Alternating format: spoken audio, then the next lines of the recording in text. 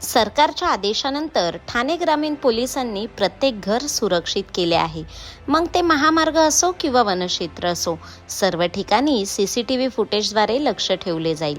ठाणे ग्रामीण police IPS police अधीक्षक DK स्वामी यांनी सांगितले की महाराष्ट्राचे माजी मुख्यमंत्री एकनाथ शिंदे यांच्या आदेशानंतर आम्ही ठाणे ग्रामीण भागात मोठ्या प्रमाणात बैठका घेऊन काही लोकांना सीसीटीव्ही कॅमेरे बसवण्याचे आवाहन करत होतो आणि आज आमच्या कठोर परिश्रमामुळे ठाणे ग्रामीणमध्ये 4500हून अधिक सीसीटीव्ही फुटेज बसवण्यात आले आहेत आणि आता पोलीस संपूर्ण ठाणे जिल्ह्यावर बारकाईने लक्ष ठेवतील. अनेकदा असे दिसून आले आहे की गुन्हा किंवा खून केल्यानंतर आरोपी ठाणे ग्रामीण भागात मृतदेह फेकण्यासाठी घनदाट जंगलाचा वापर करत असत. परंतु आता आम्ही ग्रामीण आणि ठाणे जिल्ह्यातील सर्व जंगले सीसीटीव्ही कॅमेऱ्याद्वारे व्यापली आहेत आणि आता कोणताही आरोपी कितीही मोठा असला तरी त्याला पकडणे आम्हाला सोपे होईल. ठाणे ग्रामीण भागात जसे की भिवंडी, ठाणे, मुंब्रा, राबोडी, शीळ, डायघर, कल्याण, उल्हासनगर, बदलापूर आणि अंबरनाथ यासारख्या संवेदनशील भागांचा समावेश आहे. अशा सर्व शहरांमध्ये गुन्हेगारीचे प्रमाण जास्त आहे. त्यामुळे ठाणे जिल्ह्यात किंवा ग्रामीण भागात नागपूरसारखी परिस्थिती निर्माण होऊ नये यासाठी पोलीस 4500 कॅमेऱ्यांद्वारे लक्ष ठेवतील. ठाणे ग्रामीण पोलिसांनी सांगितले की महामार्गावर अनेकदा अतिवेगाने वाहने चालवताना किंवा अपघात मोठ्या प्रमाणात होताना दिसतात आणि आता आम्ही संपूर्ण ठाणे जिल्हा महामार्ग सीसीटीव्ही कॅमेऱ्यांद्वारे कव्हर केला आहे आणि आता अतिवेगाने वाहन चालवून अपघात कसा आणि कोणी घडवला हे सहजपणे कळू शकते. या ठिकाणी माननीय मुख्यमंत्री महोदय यांनी सर्व विभागांना 7 कर्मी कार्यक्रम दिला होता.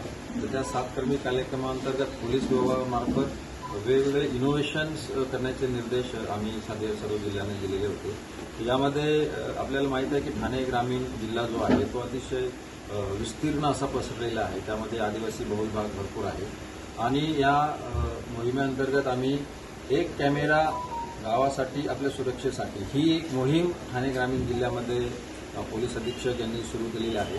त्यामध्ये जवळजवळ ठाणे ग्रामीण जिल्ह्यामध्ये जेवढी गावं आहेत तर त्या सर्व गावांमध्ये लोकसहभागातून जे कॅमेरे ऑलरेडी लागलेले आहेत, तसंच आम्ही ज्या गावांमध्ये किंवा ज्या मार्केटमध्ये अजून कॅमेरे नाही तिथल्या व्यापाऱ्यांची बैठक घेऊन, तिथल्या मंदिर समिती असेल त्यांची बैठक घेऊन त्यांना सीसीटीव्ही कॅमेरा हा आजच्या युगामध्ये किती महत्वाचा आहे याच्याविषयी त्यांचं प्रबोधन करण्यात येत आहे.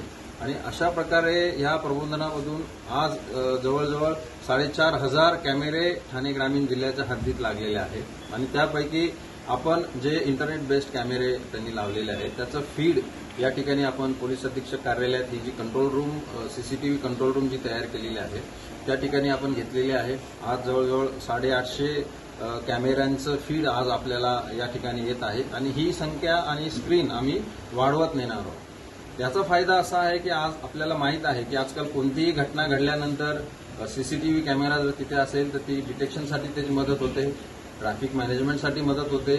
एखाद्या ठिकाणी जर गंभीर गुन्हा घडला तर त्याच्या डिटेक्शनसाठी सुद्धा आम्हाला त्याची मदत होते. आणि आमच्या इथं जे कंट्रोल रूमला जे प्रशिक्षित कर्मचारी आम्ही बसवणार आहे, संध्याकाळच्या वेळेस मार्केटमध्ये कुठे गर्दी होते का, त्यानंतर कुठे जर चेन स्नॅचिंग झाली तर ते आरोपी कोणत्या दिशेने पळून जात आहे, या सर्व गुन्ह्यांसाठी या सर्व कॅमेऱ्याचं जे नेटवर्क आपण इथं तयार केलेलं आहे त्याची मदत होणार आहे. आणखी किती कॅमेरे लागू शकतात या ठिकाणी गरज आपल्याला? नाही, आता जवळजवळ आपण प्रत्येक पोलीस स्टेशन हद्दीमध्ये प्रत्येक गावामधले जे महत्वाचे चौक आहे, महत्वाचं मार्केट आहे, मंदिरं आहे, त्या ठिकाणी आपण लोकसहभागातून लोकांना आवाहन केलेलं आहे आणि त्याच्यातले जे महत्वाचे इंटरनेट बेस्ड कॅमेरे आहेत त्याचं फीड आपण इथं घेणार. सर, कॅमेऱ्यांच्या देखभालीचं कसं काय आपण? कॅमेऱ्यांची देखभाल जी आहे तिथलं जे ओनर आहे किंवा मंदिर समिती असेल किंवा सपोज एखाद्या ज्वेलरीच्या मार्केटमध्ये असेल तिथलं व्यापारी असोसिएशन आहे, हे सर्व लोकांनी त्याची जबाबदारी ऑलरेडी घेतली आहे. तर लोकसहभाग आणि पोलिसांचा वॉच या दृष्टिकोनातून हा उपक्रम सुरू झालेला आहे. सर, AI टेक्नॉलॉजी बेस्ड हा कॅमेरा आहे का? AI पद्धतीचा हा कॅमेरा बसवण्यात आलेला आहे? नाही, कसं आहे की AI म्हणजे कसं की AI हे डाटा बेस्ड असतो.